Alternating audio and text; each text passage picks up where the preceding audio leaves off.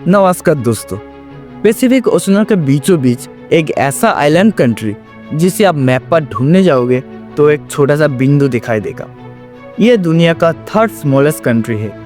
हर साल सिर्फ यहाँ पे कुछ ही लोग पहुंच पाते थे, लगभग 200 के आसपास। यहाँ पे पहुंचने के लिए सबसे पहले आपको सैन फ्रांसिस्को से फ्लाइट लेना पड़ेगा, जो 3.5 घंटे का पड़ता है।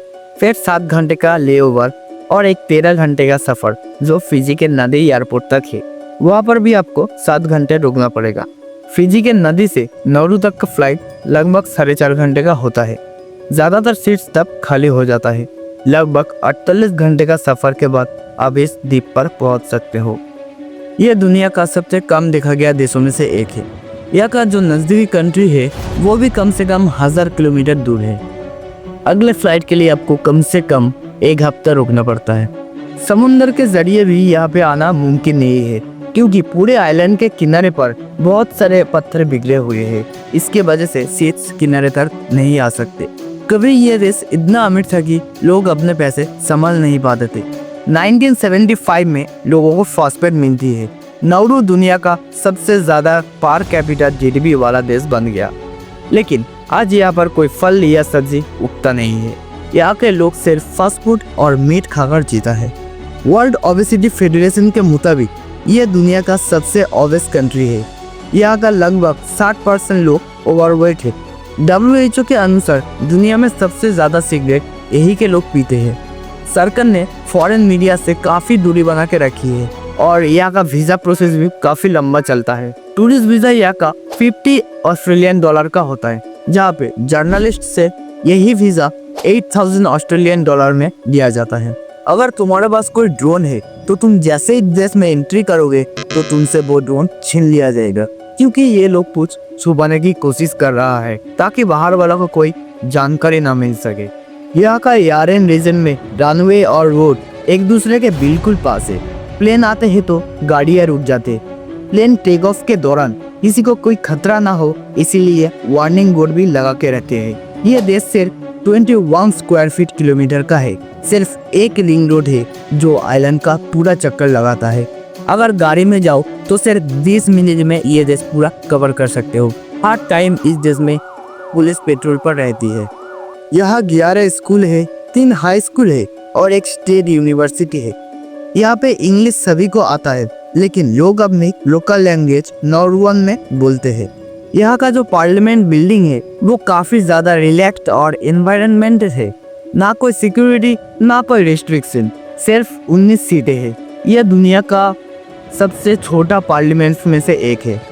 1970s तक फॉस्फेट रिजर्व खत्म होने का अंदाज़ा यहाँ के लोगों को लग गया था।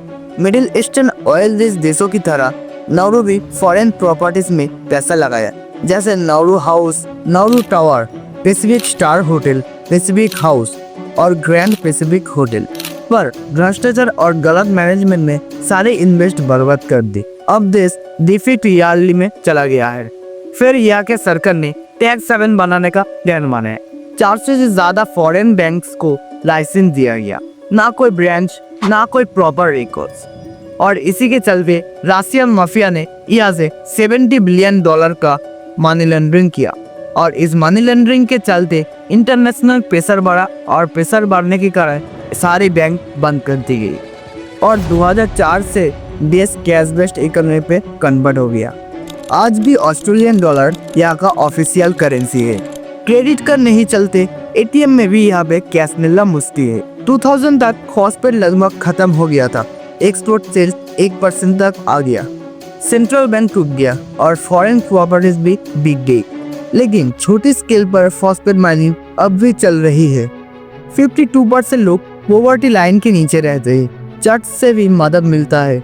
स्ट्रेस के कारण सिगरेट कंज्यूम बहुत ज़्यादा होता है। हर दूसरा व्यक्ति स्मोकिंग करता है। यहाँ पे टोटल 5 बीचेस है, लेकिन पॉल्यूशन और कचरे से भरा हुआ। पुराने टायर्स, प्लास्टिक और वेस्ट जगह जगह मिलता है। 2001 में ऑस्ट्रेलिया ने अनवांटेड रेफ्यूजीज को नाउरू भेजना शुरू किया, फाइनेंशियल सपोर्ट के बदले। अफगान, इराक, ईरानी अनवांटेड रेफ्यूजीज को इनडिफाइंड डेस्टिनेशन पे रखा गया।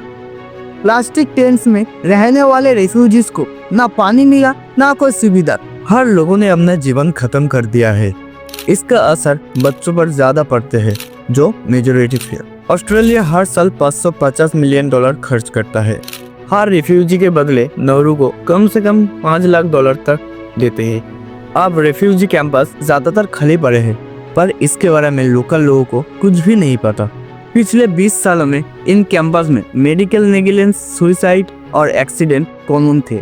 आज नाउरू डीप सी माइनिंग का प्लान बना रहा है कनाडा की कंपनी के साथ। ओशन के नीचे से रेयर मेटल वाले पत्थर निकाले जाएंगे, जिसमें कोबाल्ट, निकेल, कॉपर और मैग्नीज होते हैं। ये मेटल्स बैटरीज और फ्यूचर की एनर्जीज के लिए बहुत ज़्यादा ज़रूरी है। साइंटिस्ट वार्न कर रहे हैं इस बात को लेकर लोगों को कि ये माइनिंग मरीन लाइफ के लिए बहुत ज़्यादा खतरनाक है। ओशन की कार्बन एब्जॉर्ब करने की एबिलिटी खत्म हो सकती है। 1960s में जब नाउरू अमीर बना, तब गवर्नमेंट ने एजुकेशन और स्किल्स को इग्नोर किया, फ्यूचर प्लानिंग भी नहीं किया। आज ना कोई रिसोर्सेज बचा है, ना कोई स्किल और ना ही कोई मोटिवेशन बचा है। ये छोटी सी आइलैंड जहाँ पहले सब कुछ हुआ करता था, आज सिर्फ एक खंडर बन के रह गया है। और यहीं पे हमारी नाउरू की स्टोरी खत्म होती है। अगर वीडियो अच्छी लगे तो लाइक, शेयर एंड सब्सक्राइब जरूर करें और बेल आइकन को ऑल पे सेट कर दें, ताकि ऐसे स्टोरी अपलोड पहुंच सके।